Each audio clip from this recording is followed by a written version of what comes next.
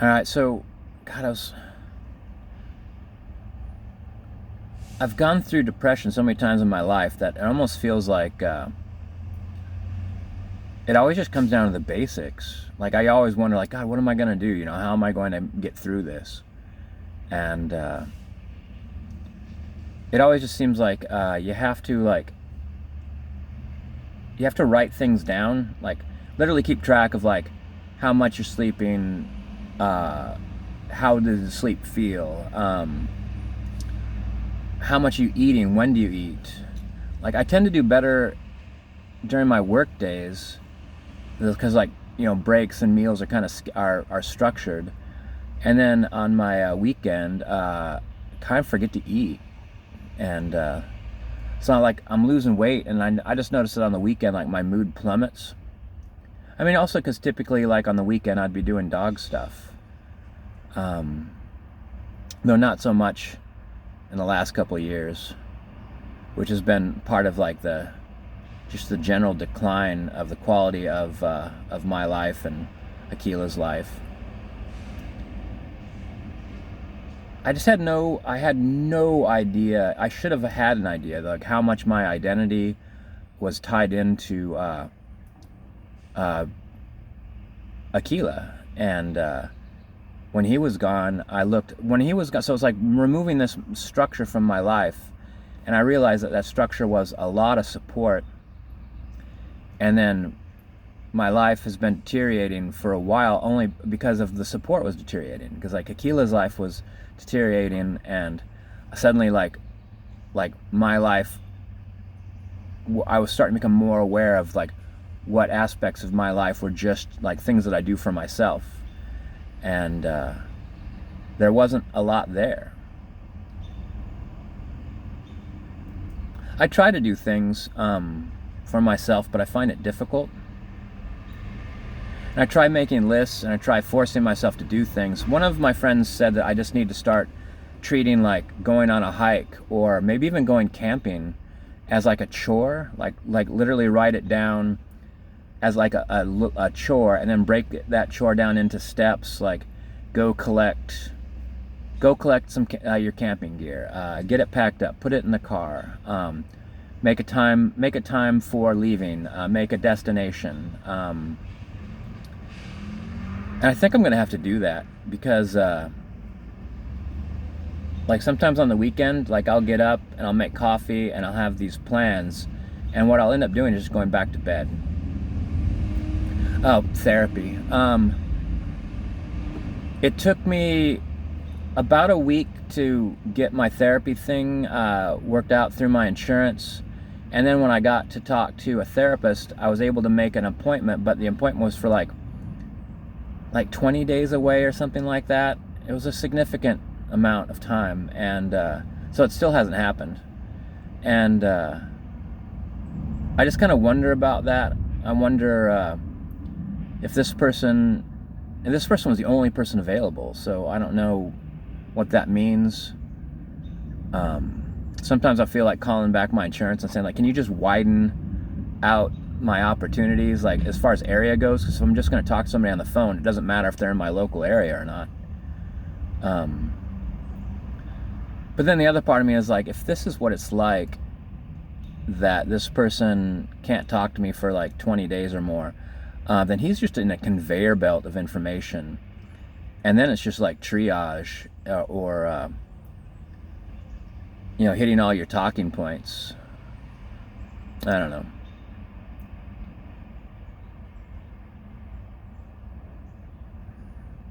Things have improved, or at least they're not. I mean, yeah, things have improved.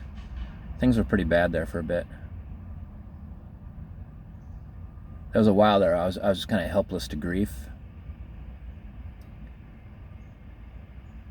I'm glad I was able to, like, well, I used my vacation time, but I was glad I was able to take 2 weeks off, because there's no way I could have done anything other than just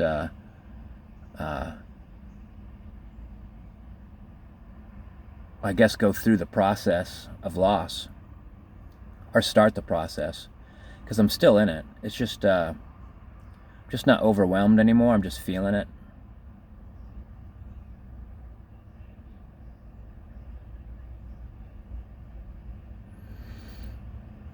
So, so I need to. God, I tried to do some things around the area, and like, God, I'm so sick of Portland at this point. So I tried to go for. I've been trying to go for a walk first thing in the morning, and I literally think I need to drive to a nicer neighborhood to walk. My neighborhood's a nice neighborhood, but like, it's in the city of Portland, and so I went for a walk, and I got like a block and a half from my house before I got to the busy street, and there was hypodermic needles in the road, and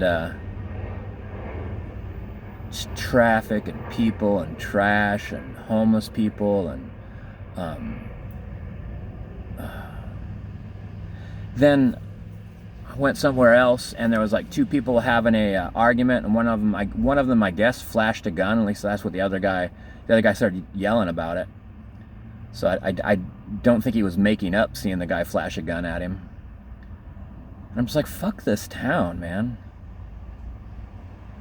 I drive by this huge amount of homeless people, and then like I see like this cleanup crew, which I haven't seen a cleanup crew. I've seen one once in the last year and a half. So I saw another one today, and there was like these signs all over it saying report dump sites. I'm like, dude, you're driving by hundreds of dump sites. But you know, that's like the signage they put on their equipment. Like the signage they've been putting on their equipment for as long as they've been working, so it's not like they haven't adjusted to the current situation of like, yeah, we know.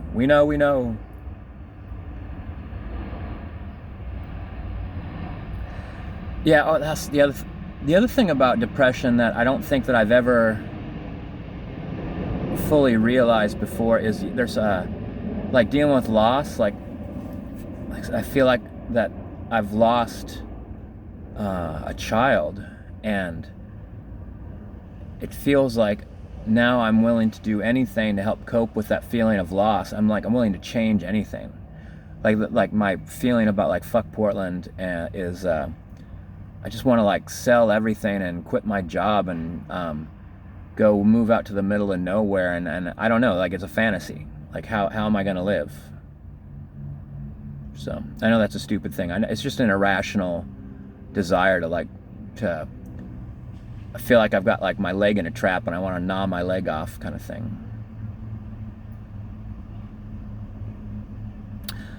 I've talked to a few friends too. Some friends I've talked to a lot, probably too much, because you know everyone's got their own problems, and it's been helpful. It's been helpful to talk to people about how I feel, because actually that's how I realized that that Akela was supporting my life to such an extent that I wasn't even actually aware of my life. Like, so when Akela was gone, I wake up in the morning and I was like, my house seems empty and purposeless.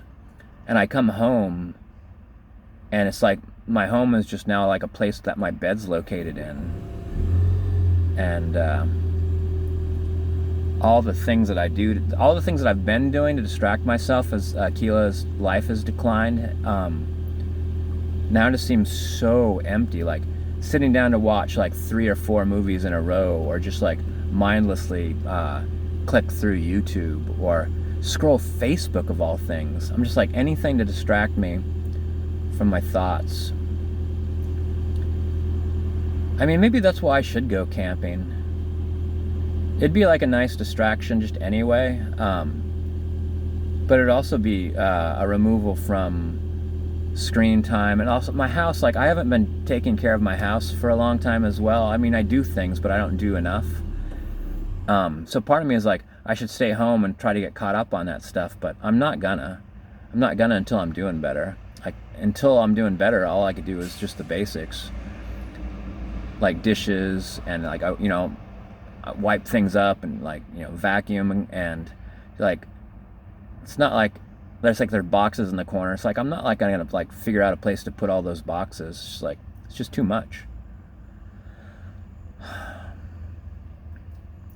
I was reading Reddit, and this person was talking about like going through some hard times, and they listed the things that they would like to do but can't do anymore, and they listed all the things that I was feeling. And so like I felt like a hypocrite by writing down what I thought the advice was, but my advice was like, just walk. Like walk and walk and walk and walk. Every time you feel bummed, go for a walk. You know, just keep leaving the house and going for a walk.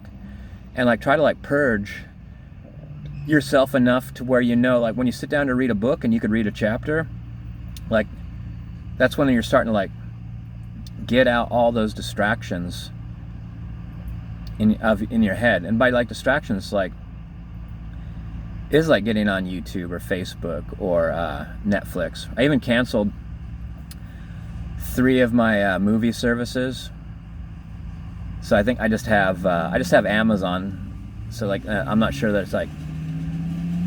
there's a point to cancel Amazon. Maybe there is. Certainly don't need any more stuff.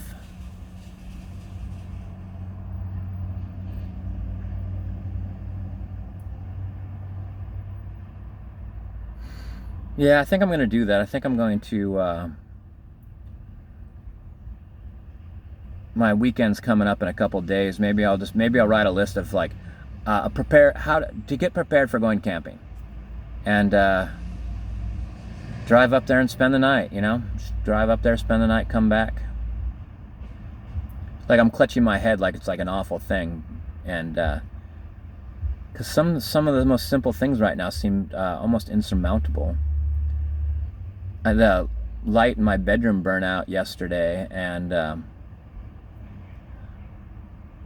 actually I had to walk in circles a couple times before I'm like, all right, let's just do this. I was like, well, what light do I need? I'm like, well, like let's just open up the light case and see what light's in there, and that will tell us what light we need. Like some simple things are hard. That's the other thing too. I'm making mistakes in all different aspects of my life,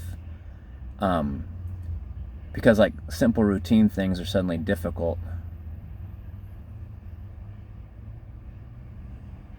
It's just going to be a matter of time, but matter of time and effort. Like I'm going to have to do these things. I'm going to have to go camping. I'm going to have to go walk, even if I have to drive to a nicer neighborhood, which I found a nice park that's not too far away from my house, and it's clean and there's lots of people there, and yeah, people are nice. Most everyone says hi, and they have like a kind of a workout track there, like a track that you do where there's like stage 1, do 5 jumping jacks. Stage 2, step up and step down on this bench. Things like that. Just get your heart going.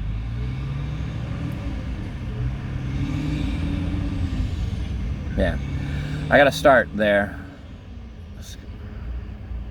because, you know, what else am I gonna do?